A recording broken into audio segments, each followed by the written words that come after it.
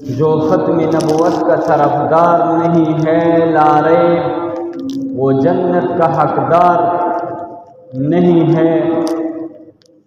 जो चुप रहे सुनकर इस्लाम की तौहीन, जो चुप रहे सुनकर इस्लाम की तौहीन, बेशर्म है बुज़दिल है वो हुद्दार नहीं है। काबिल कदर मुसलमानों, अल्लाह रब्बुल इज़्ज़त देर लोई फजल और करम करे दे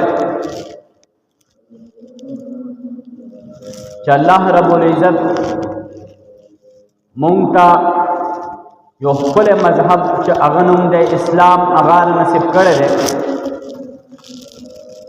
और द इस्लाम हावल खुदान कि द अगल सिलसिला आदम अलैहिस्सलातु वसलाम न शुरू हुआ। दग सिलसिला हज़रत मोहम्मद मुस्तफ़ा सल्लल्लाहु अलैहि वसल्लम बांधे ख़त्म हुआ। दी सिलसिले ख़त्मी दलु तविलशी अकीदे ख़त्मी नबुव्वत, दी सिलसिले ख़त्मी दलुता अकीदे ख़त्मी नबुव्वत वेलशी। अल्लाह रब्बुल इज़्ज़त दगा मखलूक़ात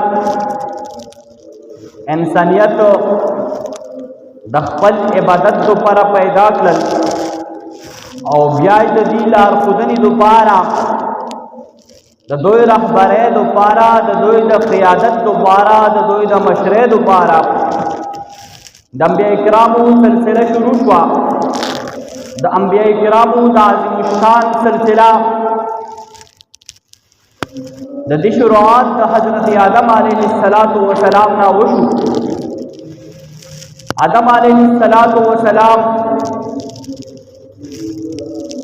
न द नबुव्वत सिलसिला शुरू हुआ। द सिलसिला हज़रत मोहम्मद मुस्तफ़ा अहमद मुश्तबा सल्लल्लाहु अलैहि वसल्लम बांधे ख़त्म हुआ। दी सिलसिले ख़त्मी दलु तवेलशी अकीदे ख़त्मी नबुव्वत, यानी दगा सिलसिला यो लाख सलीली जरा कम जात पैगम्बरान दुनिया तरागल, यो लाख सलीली जरा रहबरान और नबियान अल्लाह रब्बुल इज़्ज़त दी दुनिया तारवली गल और पर आखिर की द मोहम्मद रसूलुल्लाह सल्लल्लाहु अलैहि वसल्लम रवली को पदी बांधी द नबुव्वत दरवाजा बंद हुआ। नुदी अकीदे तवेलशी अकीदे ख़त्मी नबुव्वत, ख़त्मी नबुव्वत दी तवेलशी तो मोहम्मद रसूलुल्लाह सल्लल्लाहु अलैहि वसल्लम आखिरी नबी है। मोहम्मद रसूलुल्लाह सल्लल्लाहु अलैहि वसल्लम ना बाद ब दुनिया का बन नबी तशरीफ न रही। दा जमुंगा अकीदा दा जुमरा अज़ीमुश्शान अकीदा दा कि अल्लाह रब्बुल इज़्ज़त को कुरान मजीद की फसलु आयतुलु की नदी फजीलत और अहमियत फरमाया ले। अल्लाह रब्बुल इज़्ज़त दी खबरी गवाही बार बार वरकड़ी दे कि मोहम्मद रसूलुल्लाह सल्लल्लाहु अलैहि वसल्लम आखिरी नबी दे व खातमन नबीयीन, यानी दे अंबिया उलरा खातिम दे। और बल जाए कि अल्लाह रब्बुल इज़्ज़त फरमाई अल्लज़ीना युमिनूना बिमा उन्ज़िला इलैका व मा उन्ज़िला मिन क़ब्लिका, यानी जब मुत्तक़ियान की सिफ़ात ज़िक्र कई कि मुत्तक़ियान अगर खलिक दी कि अगोए अगर तबानी ईमान सती अकीदा सती कि अगोए मख्ती तनज़िल शबीनी और ताबानी तनज़िल शबीनी पदिबादी ईमान सती पदिबादी ईमान लरी कि मख्ती प तौरात प इंजील और प ज़बूर और प सल साहिबो बांधी और बिया प कुरान मजीद बांधी ईमान लरी दगा खलक मुत्तक़ियान दी। और कचरी दे मोहम्मद रसूलुल्लाह सल्लल्लाहु अलैहि वसल्लम ना बाद दुनिया का बल नबी और रसूल रस्ते नो अल्लाह रब्बुल इज़्ज़त को कुरान मजीद की जिक्र करियो خود محمد رسول الله صلی الله علیه وسلم نه بعد دنیا ته بل نبی نه رسي. نو ځکه الله رب العزت قرآن مجید کې د مخکینیو انبیاء کرامو ذکر کړی دی او د محمد رسول الله صلی الله علیه وسلم ذکر کړی دی او د دې نه بعد د نبوت دروازه بند فرمایلی دی او فرمایلی دی چې محمد رسول الله صلی الله علیه وسلم آخري نبی دی. د محمد رسول الله صلی الله علیه وسلم نه بعد بل نبی دنیا ته تشریف نه وروړي. نو دا زموږ مضبوطه عقیده ده. او بله خبره دا چې د رسول الله صلی الله علیه وسلم د احادیثونه تقریبا 210 حدیثونه په دې باندې دلالت کوي. 210 حدیثونه د دې دا عقیده ونه ثابتېږي چې عقیده ختم نبوت نبی علیه الصلاة والسلام یو ځای کې فرمایي ان الرسالة والنبوة قد انقطعت فلا رسول بعدي ولا نبي بعدي. بېشکه رسالت او نبوت ختم شوی دی. فلا رسول بعدي ولا نبي بعدي. نو معنا بعد رسول او نبی نه رسي. نو څرنګه نبی علیه الصلاة والسلام ته الله رب العزت نبوت ورکړی و همدغه شان ته محمد رسول الله صلی الله علیه وسلم ته الله رب العزت د ختم نبوت تاج ورپسر کړی دی. څرنګه الله رب العزت نبی علیه الصلاة والسلام ته رسالت ورنصیب کړی و همدغه شان ته محمد رسول الله صلی الله علیه وسلم ته الله رب العزت د ختم رسالت هغه لوی تاج ورپسر کړی دی. یعنی دې نبی نبیانو لره هم خاتم دی او رسولانو لره هم خاتم دی. رسول هغه چاته ویلی شي په دې باندې یو نوی شریعت نوی کتاب نازل شوی او نبی هغه چاته ویلی شي چې هغه د رسول په دغه کتاب د دغه شریعت تابعداري کوي. نو نبی علیه الصلاة والسلام یو بل ځای کې فرمایي انا آخر الانبیاء وانتم آخر الامم. اتزا آخری دا انبیاؤنا زا آخری نبیم وانتم آخر الامم او تاسو آخری امتی تاسو آخری امتی. بل جائے کہ فرمائی انا خاتم النبی لا نبی بعدی ز خاتمیم نبیان لرا لا نبی بعدی ما نباد بل نبی نبی ما نباد بل نبی نہ پیدا کی. نو کيو قادیانی یو ملعون اعتراض وکي دنیا تا تاسو خدا خبره کوي بل نبی من راځي. عیسی علیه السلام خو ژوندی دی په اسمان کې دی. تاسو وایي عیسی علیه السلام خو به راځي. نو هغوی ته به مونږ جواب ورکوو چې عیسی علیه السلام به دنیا ته تشریف راوړي خو د امتي په شکل. هغه به د محمد رسول الله صلی الله علیه وسلم په شریعت مطهره باندې عمل کوي. هغه به د محمد رسول الله صلی الله علیه وسلم په دغه قرآن مجید باندې عمل کوي. هغه به بل دین نه راوړي. هغه کوم دین و کوم کتاب په حضرت عیسی علیه السلام باندې نازل شوی و انجیل د هغه کوم وخت هغه تیر شوی دی او دی به د محمد رسول الله په شریعت مطهره په دغه قرآن مجید باندې عمل کوي. نو دا زموږ تاسو عقیده ده عقیده ختم نبوت.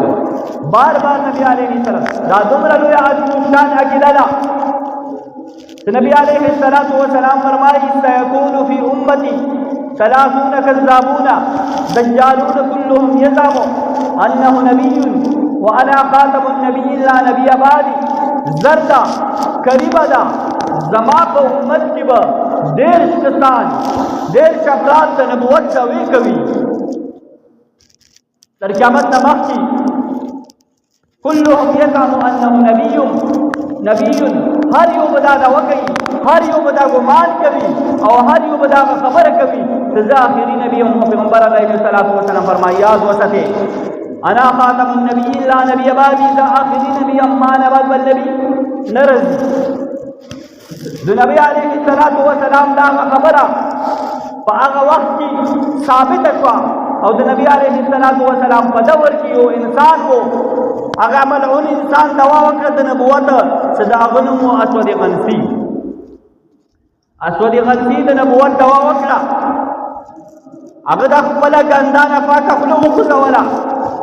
هغه په دې خپلې خوله باندې دا وویلو چې زه نبي یم خو په هغه وخت کې صحابو کې یو جان نثار صحابي صدا هغه نوم دی فیروز دهلوي رضی الله تعالی عنه. فیروز دهلوي رضی الله تعالی عنه ورپسې ورغی او هغه په خپل کور کې مردار بیا دور سره چې کله د محمد رسول الله صلی الله علیه وسلم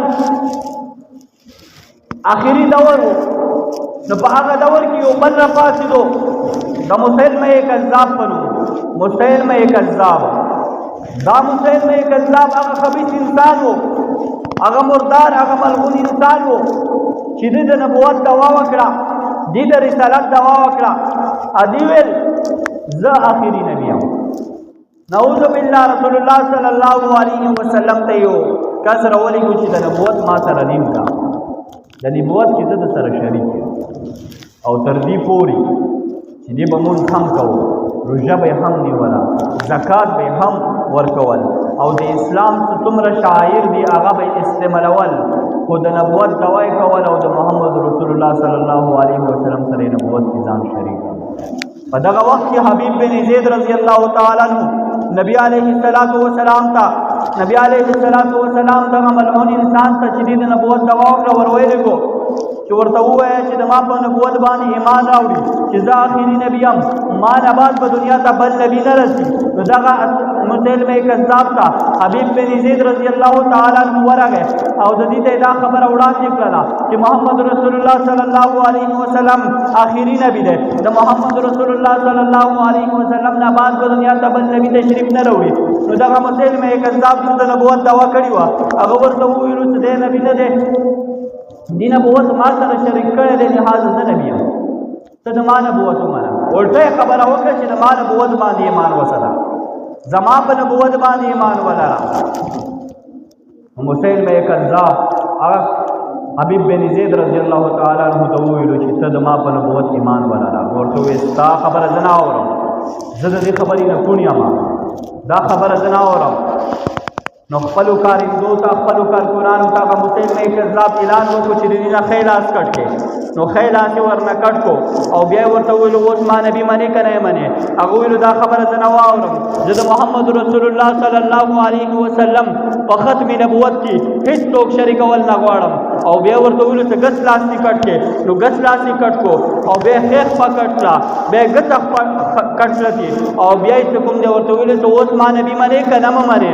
او هغه مسیلمه کذاب دغه حبیب بن زید رضی الله تعالی عنہ ته فرمایي د تا نبوت نه منم دا خبره زه نه واورم. او بیا یې ژبه کې کټ کړه او تر دې پورې ورته ویلو اوس مه نبي منې که نه منې. هغه حبیب بن زید په اشارې سره اعلان کوي سر یې ورته وخوځو چې زما د سر دې لاړ شي خو ختم نبوت کې زه څوک شریک کول نه غواړم. ختم نبوت په محمد رسول الله نبوت ختم دی محمد رسول الله آخري نبی دی د تا نبوت زه نه منم. نو سر یې ټیکټ کو او هغه یې شهید کو. نو د صحابو دغه لویه قرباني دا د عقیدې ختم نبوت عقیدې لپاره ورکړې ده. ختم نبوت عقیدې لپاره بیا ټولو نه اول جنگ چې کله د حضور صلی الله علیه وسلم آخري دور شو او د حضرت ابوبکر صدیق رضی الله تعالی عنہ دور شروع شو د خلفای راشدین دور شروع شو. په دغه دور کې ټولو نه اول اجماع په دې خبره باندې وشوه په دې باندې اتفاق وشو په دې خبره باندې اجماع وشوه د آخري نبی صلی الله علیه وسلم د دین نبوت باندې مسیلمه کذاب ډکه چولی ده. مسیلمه کذاب دا خبره کړې ده چې زه آخري نبی یم او محمد رسول الله صلی الله علیه وسلم سره په نبوت کې شریک یم. د دې خلاف د جهاد وشي او د دې خلاف د جنگ وشي. صحابه کرامو په دې خبره باندې اتفاق وکړو او آخري دغه مسیلمه کذاب د دې نبوت دعوا کړې وه او دې سره جهاد روان شو. په دغه جهاد کې 1200 صحابه قرباني ورکړه. په دغه جهاد کې 1200 صحابه خپل قرباني ورکړه خپل قرباني پیش کړه چې په دې کې 200 صحابه کرام هغه د قرآن حافظان او قریان او یک سان په دغه صحابو کې بدري صحابو او یک سان او بدر جنگ کې جنگیدلی هغه صحابه ته هغوی باندې د جنت زیره شوی د جنت بشارت شوی چې په دنیا کې تاسو څه کوئ ستاسو مرضي ده. هغو صحابو او یا صحابو کرامو په دغه ختم نبوت باندې قرباني ورکړه او ختم نبوت باندې خپل سرونه قربان کړل. زما محترمو قدرمنو که موږ تاریخ وګورو نو تاریخ به موږ ته وښیي چې په دغه ټول تاریخ کې تقریبا ډېر جنګونه شوي دي. په دغه ټولو جنګونو کې 259 صحابه کرام شهیدان شوي دي. خو چې کله د ختم نبوت خبره راغله نو د ختم نبوت لپاره 1200 صحابه کرامو قربانۍ ورکړې. په ټولو جنګونو کې 259 صحابه شهیدان شول او د ختم نبوت عقیدې لپاره کوم صحابه کرام شهیدان شوي دي هغه 1200 صحابه کرام شهیدان شول.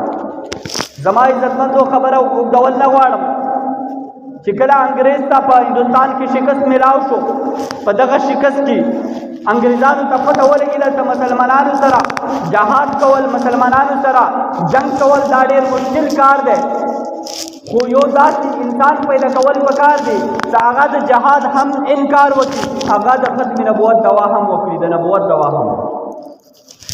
نو انګریزان په دنیا کې وګرځېدل خو څوک یې پیدا نه کړو، خو آخري کې په قادیان کې یو انسان ته هغه د هر لحاظ سره هغه مجذوب و، هغه د جسماني لحاظ سره یو بیمار انسان و چې هغه نوم مرزا غلام قادیاني. مرزا غلام قادیاني د خبرې ته غاړه کېښوده چې زه به د جهاد انکار هم کوم او زه به ختم نبوت دوا هم کوم. نو دغه مرزا غلام قادیاني وخت په وخت مختلف دوې کولې. نعوذ بالله کله به ویله د عیسی علیه السلام یم، او کله به وی زه امام مهدي یم، کله به څه خبره کوله، کله به وی زه د وخت لوی مجدد یم، او آخري راغی 1901 کې دا دعوا کړه چې نبوت په ما ختم شوی دی او ما نه بعد به بل نبي نه رسي. نعوذ بالله. هغه مرزا غلام قادیاني مردار د خوله وخوځوله، هغه وویلو چې محمد رسول الله صلی الله علیه وسلم دین نه و مکمل کړی، محمد رسول الله صلی الله علیه وسلم دغه چې کوم دین راوړی دی د هغه یې نه و مکمل کړی، نو دغه دین به زه مکمل کوم. چا ورنه تپوس وکړو ستا کلمه کومه ده؟ هغه وویل زما نوم محمد ده او احمد ده، نو ما ته د نوې کلمې ضرورت نشته، زه محمد رسول الله یم. نعوذ بالله. نو دغه قادیاني ملعون دغه خوله وخوځوله چې زه محمد رسول الله یم، ما نه بعد به بل نبي نه رسي. چا ورته وویل د مخکې د نبوت تا ته څنګه میلاو شوی دی؟ نو هغه وویل دا ما ته ځکه میلاو شوی دی چې ما ډېر عبادتونه کړي دي، ما ډېر عبادات کړي دي، ما د الله رب العزت د رضا دپاره ډېر عبادات کړي دي، نو دغه عباداتو د وجې نه ما ته دغه نبوت میلاو شو. زما عزتمندو د عباداتو د وجې نه دا نبوت ورته نه و میلاو، بلکې د انګریز برپور غلامۍ د وجې نه دغه نبوت چې ځان ته د شیطان دغه نبوت دی له شیطان ورکړی و. رحمان چې عبادت ورکړی دی هغه الله رحمان فرمایي الیوم اکملت لکم دینکم، نن ورځ ما دا دین مکمل کو. نو بیا مرزا غلام خبیث پسند هغه انسان راپاسي هغه د نبوت د ختم نبوت خلاف خوله خوځوي. نو زما عزتمندو د دې دا د وژلو قابل و. خو دغه مرزا غلام قادیاني 1901 کې د نبوت دوا وکړه او تر دې پورې چې زمونږ دغه مونځ څه دی دغه مونځ به یې کوو، روژه به یې ستله او دغه کلمه به یې ویله چې لا اله الا الله محمد رسول الله. په 1908 کې د مرزا غلام قادیاني مردار شو او دغه قادیانان فرقه چې دې ته قادیانان هم ویلی شي، مرزایان هم ویلی شي، احمدیان هم ځان ته یي، حالانکې دی احمدیان نه دي، احمدیان مونږ یو. د محمد رسول الله صلی الله علیه وسلم د امت دغه خلک احمدیان دي. قادیانان څه کوم دي؟ قادیانان دي، شیطانان دي، مرزایان دي، دا ورته ویلی شي خو احمدیان ورته نه شي ویلی. د دوی خلاف دا جدوجهد علماء دیوبند دغه جري ستلی و، دغه جدوجهد دا روان و د انور شاه کشمیری رحمت الله علیه په قیادت کې. انور شاه کشمیری رحمت الله علیه فرمایي که چا د ختم نبوت دپاره یوه ساعت یو لمحه د ختم نبوت دفاع وکړله، د ختم نبوت په مجلس کې کېناستو، عزتمندو د ختم نبوت په دغه مجلس کې زه چې کوم دی دې د جنت ضمانت کوم چې چا د ختم نبوت په دې مجلس کې کېناستو د ختم نبوت دغه خبره یې واورېدله، زما عزتمندو دغه کس به خامخا جنت ته ځي. دا د خوشحالۍ خبره ده. زما عزتمندو نن خو موږ تاسو دغو مجلسونو نه د علماء کرامو نه تښتو، لرې لرې منډې کوو، هغه مجلسونو کې نه کینو، خبرې کوو سره، بیا به سیاسي خبرې شروع شي، بیا به څه خبرې شروع شي. او زما عزتمندو دا څومره لویه خبره ده چې په ختم نبوت په دغه لوی عظیم الشان عقیدې په دغه مجلس کې صرف په یو لمحه کې یو لمحه ته ورکړله، یو وخت ته ورکو، یو منټ ته ورکو او یو ګنټه ته ورکړه. علامه انور شاه کشمیری رحمت الله علیه فرمایي چې د دې کس دوپاره زه د جنت ضامن یم چې چا د ختم نبوت دوپاره دغه وخت ویر کو نو دا کس به جنت ته خامخا نو د انور شاه کشمیری رحمت الله علیه په قیادت کې دغه تحریک روان و او بیا څه کوم د وخت په وخت سره دغه تحریک لوی قیادت پیدا کول په 1953 کې د عطاالله شاه بخاري رحمت الله علیه په قیادت کې دغه لوی تحریک د لاهور په ځمکه باندې د لس زره انسانانو قرباني ورکړي د لاهور په ځمکه باندې د قادیاني خلاف حالانکه پاکستان آزاد و او بیا څه کوم د پاکستان په ځمکه باندې قادیانه موجود وو د پاکستان په ځمکه باندې د رسول الله دغه دشمن او د ختم نبوت دغه دشمن موجود وو د لاهور په ځمکه باندې لس زره انسانانو قرباني ورکړله هلته صحابه کرامو 1200 صحابه کرام قربان شول دلته نظر وکړې په ختم نبوت باندې لس زره انسانان قربان شول نو عزتمندو هغه مسلمان نن هم ژوندی دی د قادیاني خلاف که چیرې قادیاني بیا د ختم نبوت او زمونږ د پاکستان خلاف سازشونه وکړل نو انشاءالله د پاکستان دغه مسلمان به لکه څرنګه 1953 کې د عطاالله شاه بخاري رحمت الله علیه په قیادت کې قرباني ورکړې وه نو انشاءالله د عقیده ختم نبوت دوپاره هر څوک تیار دی او خپل ځان به قرباني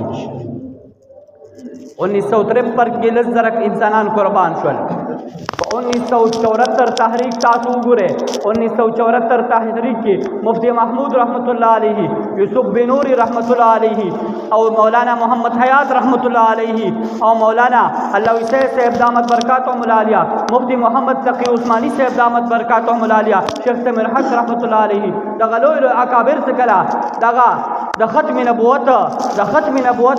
دغه د ختم نبوت آرډیننس په آئین کې شامل اول د پاکستان د پارلیمنت نه دغه جنازه وتله نو د پاکستان د پارلیمنت نه د چینوړ په ځمکه باندې د سکول د کالج د یونیورسټۍ د طالبانو وینه توی شوله او هغې نه هغه لوی تحریک راپاڅېدو هغه د حضرت مولانا تاج محمود رحمت الله علیه په قیادت کې هغه تحریک وچلېدو او هغه قرباني یې ورکړه او د ختم نبوت دفاع یې ورکړه او د ختم نبوت دغه دې دپاره یو قانون جوړ کړ قادیانی څه کوم دی هغه باندې پابندي ولګېده 295 سی 295 بی مطابق 298 سی څه کوم دی هغه قانون جوړ شو او دغه قانون څه کوم دی په قادیانانو باندې لاګو کېږي قادیانی به ځان ته مسلمان نشي ویلی قادیانی به مونځ نشي کولی قادیانی به کلمه نشي ویلی ځکه کلمه د مسلمانانو باندې دی ځان ته مسلمان هم یی دی ځان ته مسلمان یی ګورې دا زندیکان هم دي مرتدان هم دي دا قادیانان کافران هم دي زندیک ولې دي ځکه چې دی کافر دي ځان ته مسلمان یې یو مونږ ته کافر یو مونږ مسلمان یو که نه کلمه مونږ یو په سچ زړه سره په محمد رسول الله صلی الله علیه وسلم ایمان مونږ تاسو لرو او قادیانان چې کوم دی هغه په مرزا غلام احمد قادیاني باندې ایمان لري او مونږ ته دی کافر یې ځان ته مسلمان یې او مونږ ته کافر یې نو کوم کس چې هغه کافر وي ځان ته مسلمان یې او مسلمان ته کافر یې نو دغه زندیق وي نو قادیانی زندیق دی او که نه دی نو قادیانی خبیث ته دی هغه زندیق دی هغه ځکه زندیق دی چې دی مسلمانانو ته کافر یې او ځان ته څه مسلمان یې نو لہذا دا وپېژنې دا فتنه دا عظیم الشان فتنه څه کوم دی دا د قادیانانو فتنه دا د پاکستان په ځمکه اوس هم موجوده دی هغوی خپل کوششونه کوي دغه خپل مشومان دا چې تاسو کله سکولونو ته لیږئ یا یې څه کوم دی داسې بار ملکونو ته لیږئ نو هغه په دې خبره باندې اول خبر کا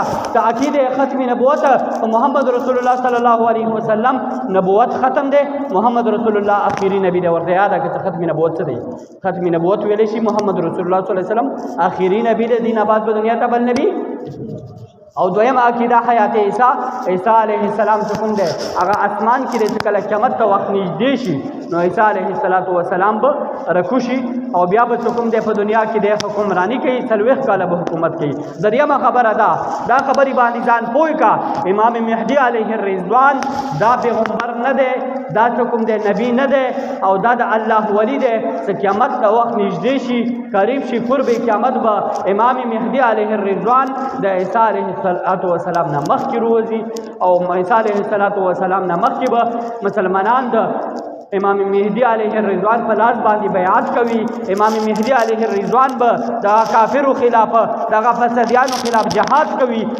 امام مهدی به مخکې دنیا کې پیدا کېږي، هغه نه بعد به کوم د عیسی علیه السلام دنیا ته تشریف راوړي. نو دغه قادیانانو خلاف چې دی زمونږ د پیغمبر خلاف دی، زمونږ د نبی خلاف دی، د ختم نبوت خلاف دی.